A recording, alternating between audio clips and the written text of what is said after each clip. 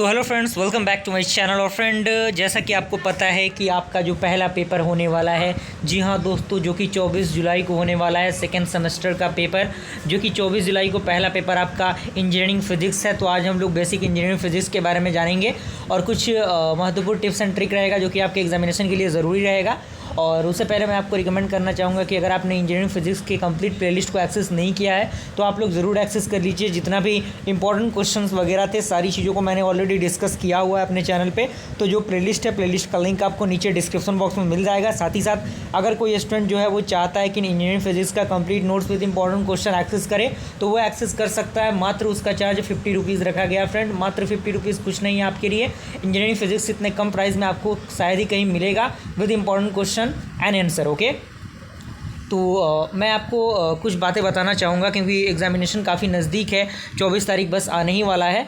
और सबसे पहला प्रायोरिटी ये होना चाहिए कि आपको कम से कम 3 यूनिट तो कवर अप करना ही करना है। किसी भी हाल में 3 यूनिट करके जाना है। और जो भी इंपॉर्टेंट क्वेश्चन मैंने बताए हैं उन इंपॉर्टेंट क्वेश्चन को किसी भी हाल में आपको छोड़ना नहीं है। क्योंकि देखिए, अगर आपको एग्जामिनेशन पास करना है तो वो सारे क्वेश्चन तो ज़रूर करने होंगे, तभी आप एग्जामिनेशन क्लियर कर पाएंगे। क्योंकि इस बात को आपको मानना पड़ेगा कि इंजीनियरिंग फिजिक्स में भी स्टूडेंट के बैक लगते हैं।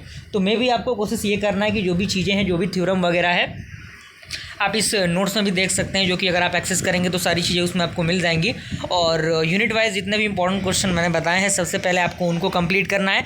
अगर उसके बाद आपके पास समय बचता है, पहले से अगर आपने नोट्स वगैरह बना रखा है तो उन नोट्स का रिवीजन ज़रूर कीजिएगा। उसके बाद एक बात ये भी आती है कि आपको फिगर पॉइंट ऑफ व्यू से तैयार करना है। यानी अगर किसी न्यूमेरिकल क्वेश्चन के अंदर, किसी क्वेश्चन के अंदर अगर कोई थ्योरम आता है प्रूव करने के लिए, या फिर कोई स्टेटमेंट कहता है प्रूव करने के लिए, अगर उसमें कोई फिगर डायग्राम है तो उस फिगर डायग्राम को बनाना मोस्ट इंपॉर्टेंट है। यानी वेरी इंपॉर्टेंट है। इस बात को आपको मानना पड़ेगा क्योंकि फिगर के बेसिस पर ही एग्जामिनर आपको नंबर देता है। वो स्टेटमेंट नहीं पढ़ेगा, वो देख लेगा कि हाँ, फिगर का रिप्रेजेंटेशन कैसा है, आपने फिगर कैसा बनाया, नीट एंड क्लीन आपने बनाया है नहीं, या क्या आपने नेमिंग सही तरीके से उसका किया है या नहीं।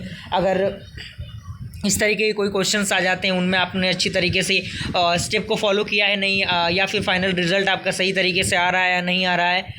और ये सारी चीज़ें होती हैं। और सारे चीज़ों को पॉइंट्स वाइज लिखने की कोशिश कीजिए। जैसे कि मान लीजिए कि आपका आ गया कि स्क्रोडिंगर टाइम इंडिपेंडेंट क्या होता है, तो आपको प्रॉपर जो ये फॉर्मेट दिख रहा है, प्रॉपर पॉइंट वाइज सारी चीज़ों को हाईलाइट करके थोड़ा सा अच्छा लिखना चाहिए कॉपी का रिप्रेजेंटेशन, तभी आपको एग्जामिनर नंबर बेहतरीन देगा। क्योंकि बहुत बार स्टूडेंट सोचते हैं कि यार वो तो पूरा लिख के आए थे लेकिन उनको नंबर उतना नहीं मिला, क्योंकि आपने उस स्ट्रक्चर से चीज़ों को नहीं लिखा होगा।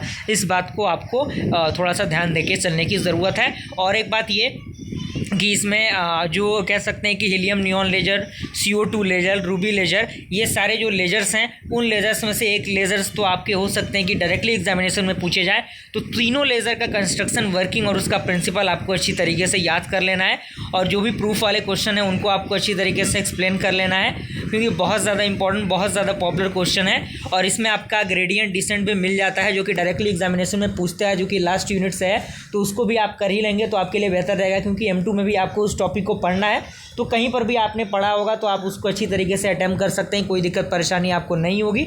साथ ही साथ आपको बस प्रैक्टिस करना है, चीज़ों को याद करने की कोशिश करनी है, चीज़ों को समझने की भी कोशिश करनी है, और पॉइंट वाइज सारी चीज़ों को लिखना है। और ज़्यादा चीज़ों को कॉम्प्लेक्स नहीं करना, हौच पौच ज़्यादा नहीं करना, काट कूट वाली चीज़ें नहीं होनी चाहिए आपके आंसर शीट के अंदर। और बिल्कुल कूल माइंडेड होकर आपको एग्जामिनेशन देने जाना है।